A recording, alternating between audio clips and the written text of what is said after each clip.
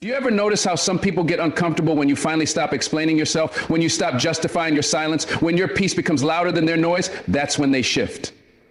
That's when they start whispering, assuming, accusing, because your stillness exposes their chaos. Your peace, oh, it bothers them. Not because you did something wrong, but because you did something right. There comes a point in life when you fought too many invisible battles, cried in too many silent rooms, and survived too many storms alone. And when you finally find that still ground, that holy silence in your soul, that unshakable calm, some folks can't take it. They can't handle the fact that you're no longer responding to their games, no longer reacting to their drama, no longer falling apart just because the world says so. Your peace is power. And power, real power, doesn't scream, it doesn't chase, it doesn't beg to be seen. It just is. And when you become that kind of person, they don't hate you. They hate that they no longer have control over you. This is why they can't stand your peace. And you better hold on to it like your life depends on it, because it does. They don't hate your peace because it's fake. They hate it because it's real. They can't control it. They can't shake it. And they certainly can't understand where it came from. That's what drives them crazy. See, when you used to be reactive, when you used to explain yourself over and over, when you used to defend your every move, that made them comfortable. That made them feel powerful. But the moment you stopped giving them access to your emotions, to your fears, to your constant apologies, that's when they lost their grip. Your peace became a boundary they could no longer cross. And some people can't live without crossing your boundaries. Your calmness, your silence, your ability to walk away without shouting. That's what they can't handle, because now they have nothing to feed on. Now they have to sit with their own noise, and they don't know how. Your peace reflects what they wish they had but never earned. It's not arrogance. It's not ego. It's control. And not over anyone else, over yourself. That's the kind of control that terrifies people who thrive on manipulating others. That's the kind of control they never wanted you to find. You stop playing their game and now the board is empty. That's what's eating them alive. They thought they could push the right buttons and get the same reaction. They thought they could trigger you like they always did. But now you don't flinch, you don't chase, you don't even raise your voice. And it confuses them. Your peace, your stillness, it disrupts their entire strategy, because they were never after your happiness. They were after your reactions. They fed off your highs and lows like emotional parasites. But the moment you detached, the moment you pulled your energy back, the entire dynamic shifted. That scares them more than anything. They don't know how to relate to you anymore, because the version of you that allowed chaos doesn't live here now. You've evolved, you've matured. And it wasn't loud or dramatic. It was quiet, intentional, and real. And what's more intimidating than someone who doesn't need validation to feel worthy? Your peace became your power, and your power became your silence. When someone can no longer read you, they will try to define you. That's why they call you cold now. That's why they say you've changed. Of course you've changed. You had to. Peace doesn't come by staying the same. You grew tired of explaining yourself to people who were committed to misunderstanding you. You got exhausted from always having to justify your pain, your boundaries, your distance. So you stopped. And in that stillness, you discovered the strength they never expected you to find. You realized you didn't have to raise your voice to be heard. You didn't have to prove your value to anyone who refused to see it. And that kind of self-respect, that kind of internal peace, it shifts the atmosphere. It makes the manipulative nervous.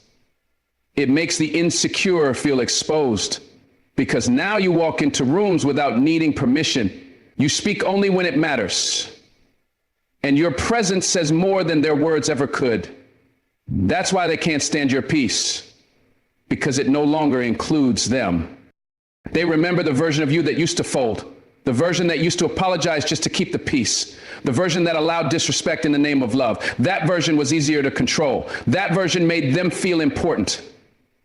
But you outgrew that space. You healed. You sat with your pain. You made peace with your past. And when you came back, you were different, quieter, wiser.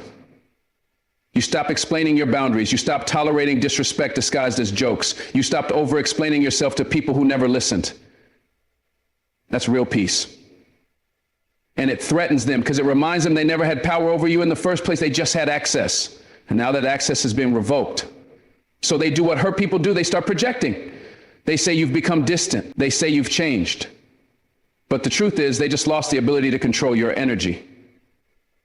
And to them, that's unacceptable. They never planned for your healing. They never imagined you grow into someone they couldn't manipulate. So when you stopped arguing, stopped reacting, stopped showing up to the chaos, they panicked. Because without your pain, they have no leverage.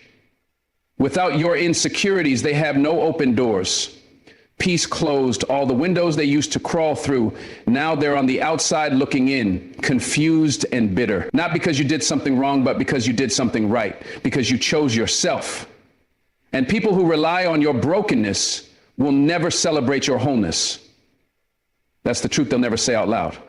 So they try to bait you, they poke, they prod, they throw shade, make noise, do whatever they can to get you to slip. But you don't, because you know better now. You know that protecting your peace isn't selfish, it's survival. And when you finally found peace after chaos, you don't trade it for anything, especially not someone who thrived on keeping you in pieces. You're not being mean, you're not being cold, you're being free. And freedom looks different to those still living in chains. You're not obligated to entertain the same dysfunction that nearly destroyed you. You don't owe anyone access to your mind, your heart, your energy. Especially not those who only show up to drain it. That's why your peace bothers them. It reminds them they no longer have a seat at your table. Not because you hate them, but because you've grown past the need to sit in rooms where love feels like a competition. You're not the same person anymore. You've leveled up internally. And internal peace is the loudest message you'll ever send. It says, I'm no longer available for chaos. It says, I've tasted peace and I'm never going back. And that's what shakes them. That's what rattles the people who used to manipulate your emotions. Because you're not reacting, you're not breaking, you're simply being.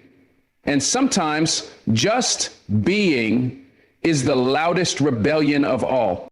Your peace is like a mirror, and not everyone likes what it shows them. When you walk into a room with calm in your spirit and light in your eyes, it unsettles people who are still drowning in chaos. They feel it before you even speak. They feel that energy of someone who's no longer desperate to be understood. They sense the difference in you, and it forces them to confront the storm inside themselves. See, most people don't recognize their own noise until they stand next to silence. In your silence, it speaks volumes. It tells a story of someone who used to live in the storm but refused to die there. Your peace reminds them that healing is possible, but also that it's hard. And the sad truth is most people would rather remain in familiar pain than do the hard work of healing. So instead of being inspired by your growth, they resent it. Instead of learning from your stillness, they try to disturb it. Because it's easier to call you distant than to admit they haven't evolved. It's easier to label your peace as pride than to face their own emotional mess. That's why your calm shakes their spirit. You've become everything they pretend to be. You don't need noise anymore. You don't need approval. You don't need to raise your voice to feel heard. And that level of internal stability is unsettling for someone who lives in a cycle of emotional explosions. You used to dance in their chaos, remember? You used to argue, explain, chase, cry, just to prove you cared. But now you don't move unless it's with purpose. Now you don't react unless it's worthy of your peace.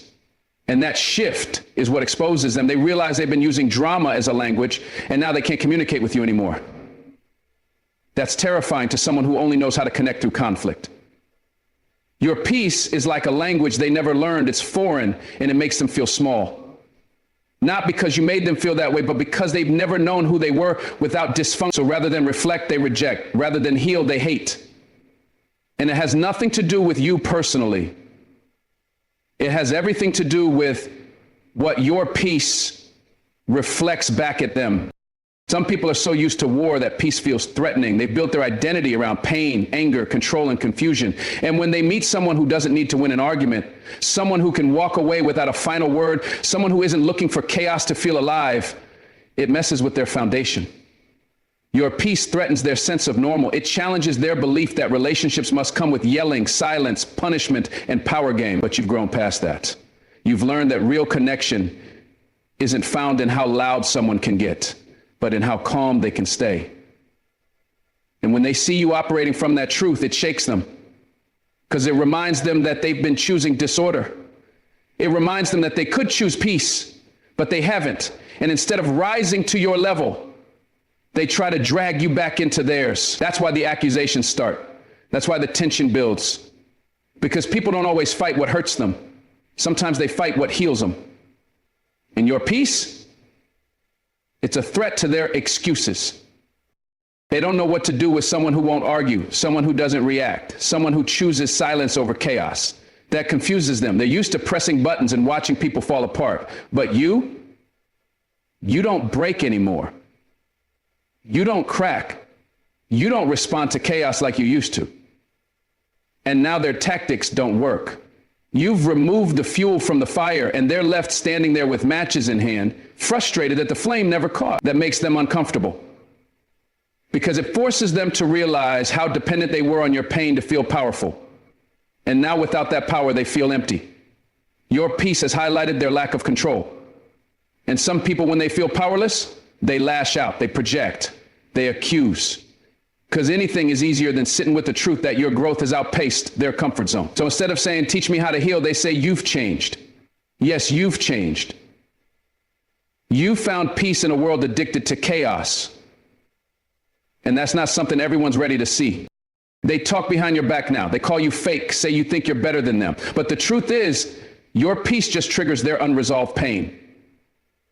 You didn't choose peace to look down on anyone. You chose it to survive. You chose it because chaos was killing you slowly. You chose it because staying in places that stole your joy wasn't love, it was self-destruction. So you walked away from people, places, and patterns that demanded too much and gave too little. And in doing so, you created a life that feels soft on your soul and quiet in your mind. But people who haven't made that shift will always view your boundaries as rejection, your stillness as distance, your growth as betrayal. It's not that you're too good for them, it's that you're too free to be controlled by the same mess that once held you hostage. And people who live in cages will always resent the ones who learned how to fly. You didn't change to hurt them, you changed to save yourself, but they'll never see that, not until they're ready to face their own chaos. Your peace reminds them of everything they've avoided, every wound they buried, every toxic pattern they still call normal. When they look at you, they see someone who did the work, someone who cried, bled, fell down, and still got back up, stronger, quieter, freer. And that reflection is painful for someone still in survival mode. You reflect the life they could have if they stopped running from their own demons. But not everyone wants to heal. Some people are addicted to the chaos because it makes them feel something, even if it's pain. And your peace threatens that. It says there's another way. It says you don't have to live like that. It says you're responsible for your healing. And that truth is hard to swallow. That truth is why they avoid you, why they question you, why they can't stand to be around you anymore. Because your peace doesn't just remind them of their chaos, it exposes it. And not everyone is brave enough to face what your presence makes them feel. Your peace is not just silence. It's proof. Proof that healing isn't just a dream or a cliche, but a real and powerful transformation. You didn't just wake up peaceful one day. No, you earned it. You fought for it. You bled for it. You broke down more times than anyone will ever know. You cried behind closed doors, prayed through sleepless nights, and walked away from everything that kept you bound. That peace they see in you now, it's the evidence of everything you survived. And that's exactly why it shakes people, because it proves something they're not ready to accept, that healing is possible. It proves that peace doesn't come from revenge or chaos or being louder than the noise. It comes from doing the hard, quiet work, the inner work, the kind of work that doesn't get applause. And when you walk into a room carrying that kind of peace, it makes some folks uncomfortable, not because you've done anything to them, but because your presence testifies. It testifies that pain doesn't have to be permanent, that trauma doesn't have to define a person, that healing is real, and it changes everything. That's what they can't handle. They saw you when you were breaking. They saw the version of you that was anxious, reactive, always trying to be enough. And maybe they liked you more back then. Maybe your brokenness made them feel stronger, more in control, more important. But now you don't need their approval. Now you don't need anyone to rescue you. And that quiet strength, that is what they don't know how to respond to. Because your peace is a message they didn't ask to hear, and says, I got up, I healed, and I found something deeper.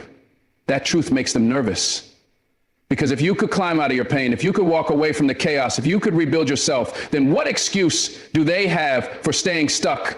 What reason do they have to keep living in dysfunction? Your peace doesn't condemn them, but it challenges them.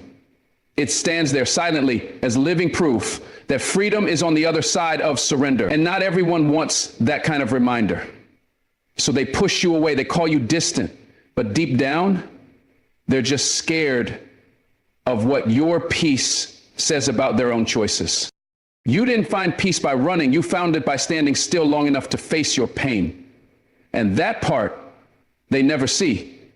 They don't see the nights you wanted to give up, the days you had to fight through grief, heartbreak, betrayal. They don't see the discipline it took to stay silent when you could have lashed out, to walk away when you had every right to scream. Healing didn't make you perfect, it made you wise. It taught you that peace isn't the absence of pain, it's the presence of purpose. And now your life carries that energy. You don't react like you used to. You don't chase people, you don't over-explain yourself. And people who are still in survival mode, that unsettles them. Because your peace doesn't just say you survived, it says you won. It says you went through the fire and came out refined. That scares those who are still burning. Because if they admit your healing is real, they have to accept that theirs is possible too. And some people aren't ready to believe that. Not yet. You're not trying to prove anything anymore.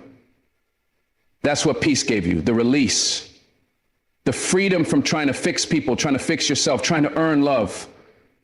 You stopped trying to prove you were worthy and just decided you are. And when you move with that kind of calm assurance, people start to notice. Some admire it, others get bitter. Not because you did anything wrong, but because they're still measuring their worth through the eyes of others. Your peace becomes a quiet challenge to the system